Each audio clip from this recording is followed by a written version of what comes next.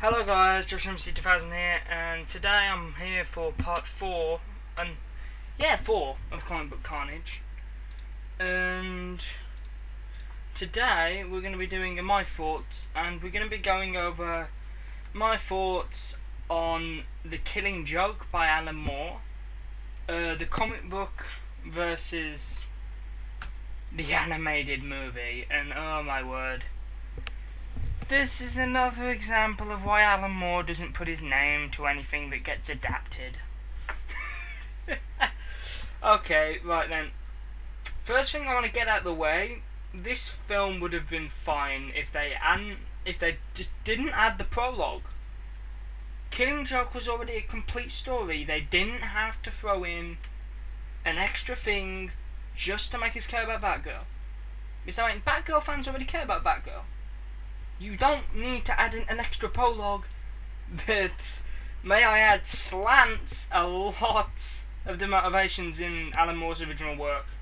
Because, I mean, you know, you could interpret some of the motivations as being changed, but...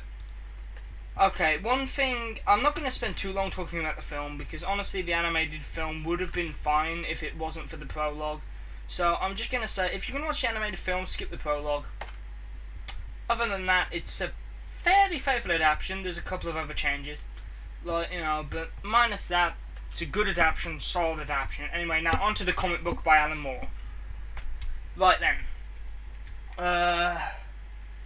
I went into this expecting Watchmen level quality in a Batman story, and oh my god, was I wrong.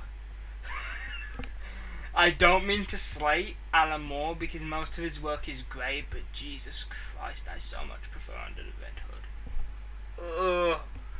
And I'm probably going to sound like such a Red Hood fanboy for saying that, and you can think that of me if you want, I don't care.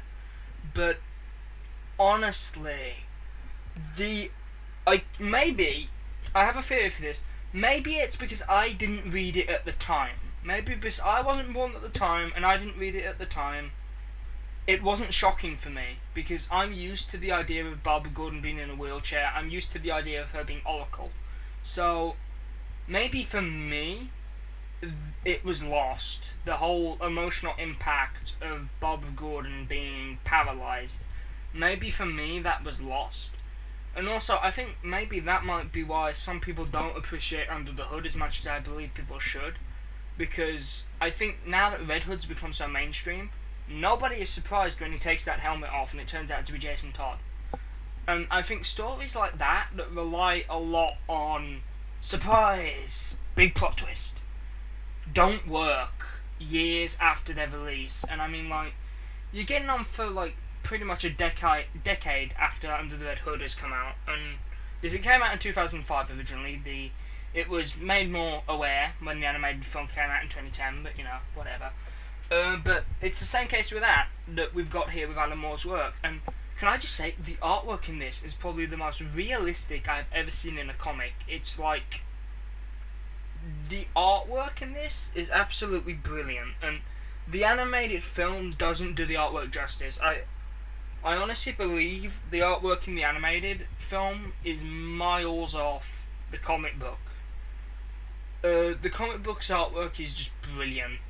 I can't remember the name of the writer, so I will probably put it in the description or put it in the comments. Either or. It's probably going to be down in the comments or something, or I'll just bring it up on screen right now. Yeah, I'll probably bring up a screenshot of the wiki page or something. But I think a lot of what made Killing Joke great was the shock value of what happened to Barbara Gordon. And I think as a consequence, given the fact I'm used to her being in a wheelchair, I think it was lost on me. I think that's why I don't think it's as good. But minus that, it's a decent enough Batman story. And, you know, we've seen the whole Batman vs. Joker thing 100 times already, but it's decent enough that it stands out. And I wouldn't say it's number one best Batman story of all time, but I also wouldn't say that about Under the Hood either. Under the Hood is mediocre at best, and in my opinion, this is slightly above mediocre. Like, you know, because unfortunately, because of other stuff that's been released, these do not stand the test of time. They do not provide the same shock value that they did years ago. And I honestly think stories like this that revolve around shock value age poorly. Like, you know, because it's been spoiled by so many other stories, they don't work as well.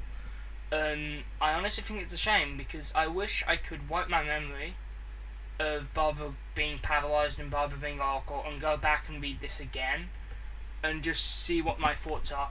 And also, I think a lot of it is on my end, because I went into it expecting Watchmen level quality, and as a consequence, I came out being disappointed, because it was nowhere near the level that Alan Moore's Watchmen. Hell, I don't even think it touched V for Vendetta, and I think most people agree Watchmen is better than V for Vendetta. Like, you know, feel free to tell me how wrong I am in the comments, by the way, if you prefer V for Vendetta over Watchmen. I'd happily like to discuss that with you in the comments, and as long as we keep it civil. And I will also do a video at some point in the future talking about why I actually prefer Watchmen over V for Vendetta. And I will also do videos on those, comparing them to their films. But I honestly think the addition of the prologue is a good example of why Alan Moore refuses to put his name to things that are adaptations of his work, simply because he wants it kept pure. He wants it kept the way it was.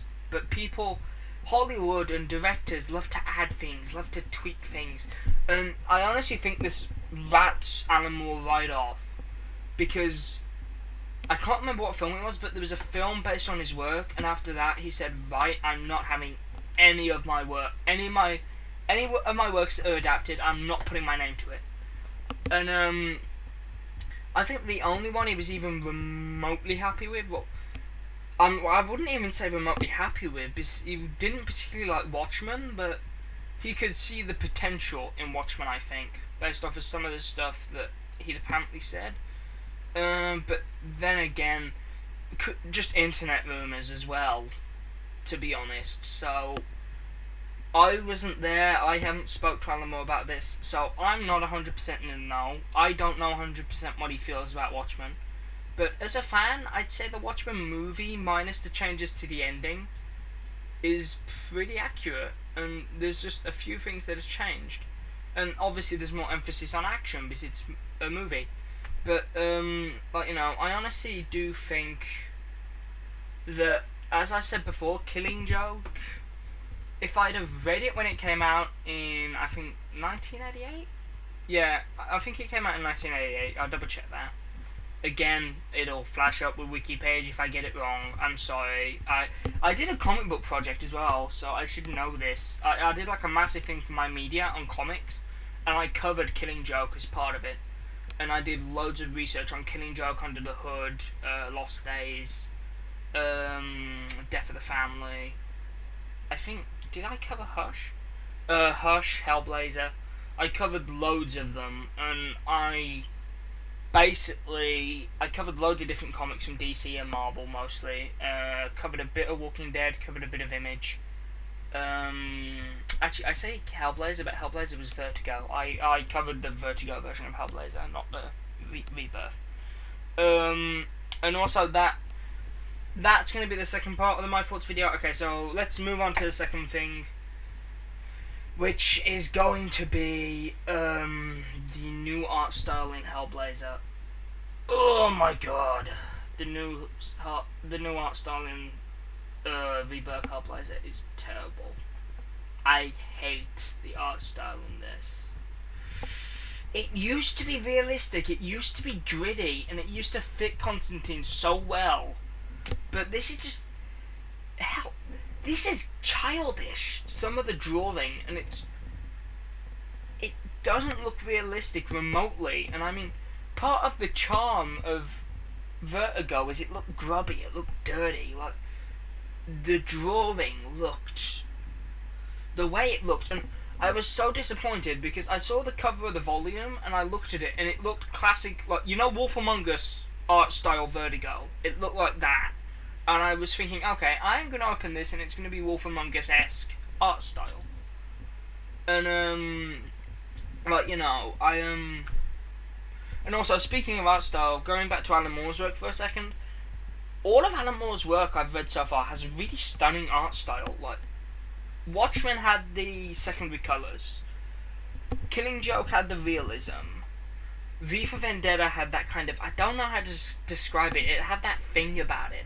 V for Vendetta, it had this thing that it just looked memorable. Like, you know, all of Alan Moore's work had a memorable art style, and Hellblazer and Wolf Among Us as well had a memorable art style because of the way Vertigo did their drawings. But DC Rebirth, it has the same problems I have with Red Hood and Arsenal. Humans look so stupid in it. Facial expressions don't look right, and Jesus Christ, John's hair, John himself, minus the cover art, looks terrible.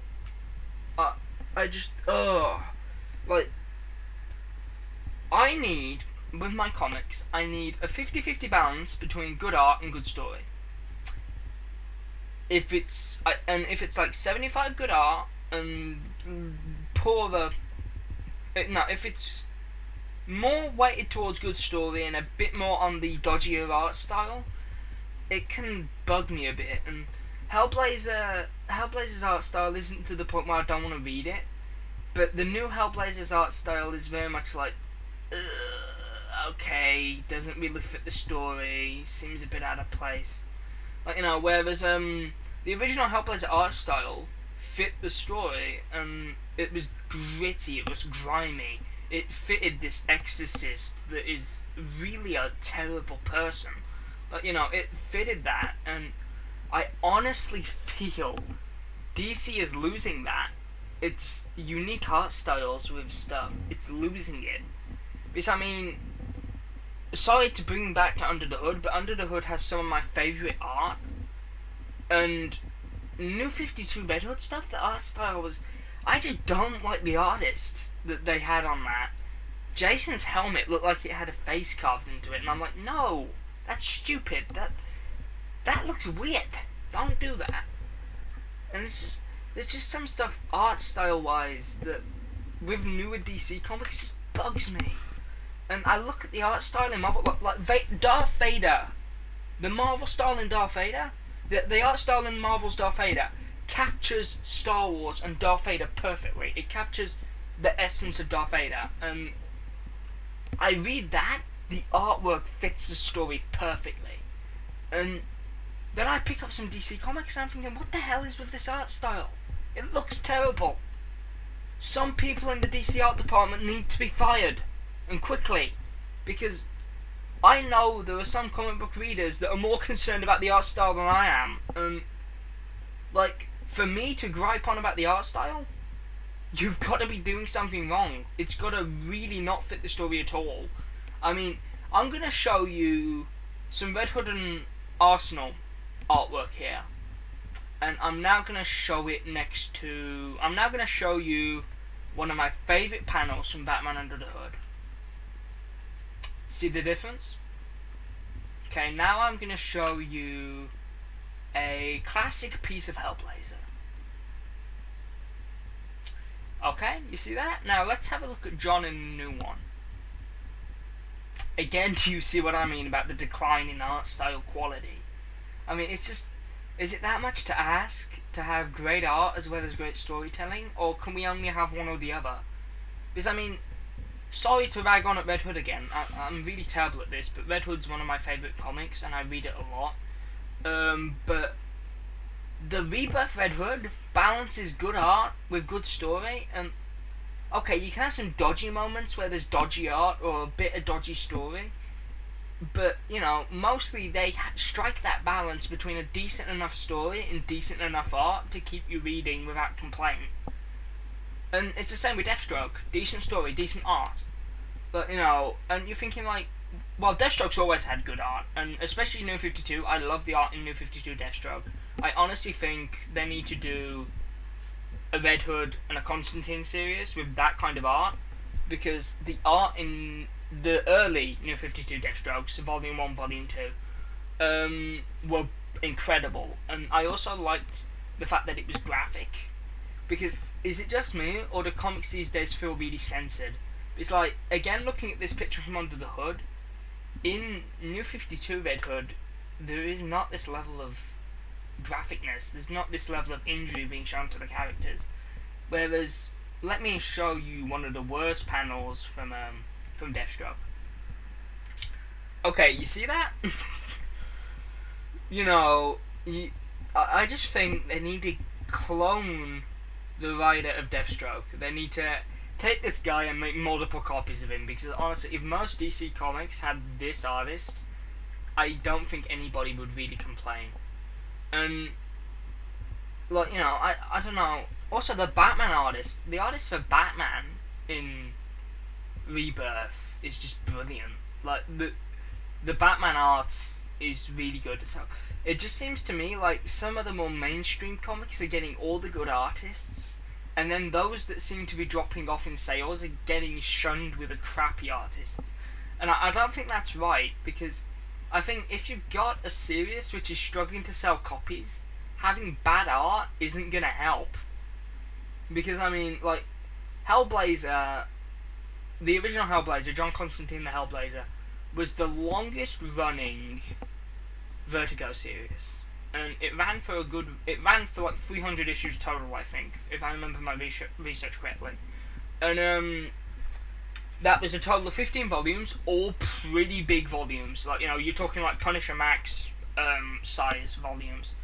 And, you know, for anybody who reads the decent Punisher, like, you know, back in the days where Frank wasn't so nuded. But, again, a common complaint with comics these days, they seem to be more censored. But, I'll bring that up in another conversation, but, I'll bring that up in another My Thoughts video, because this is dragging on a bit now. I'm going to try and wrap up, but basically I just think art style needs to fit the story, and it needs to strike a balance between good story and good art. Because, I mean, although the art in the very early Hellblazers was dated, to my eyes anyway, because I wasn't born at the time, but it's still good. Like, John still looks realistic, his friends still look realistic.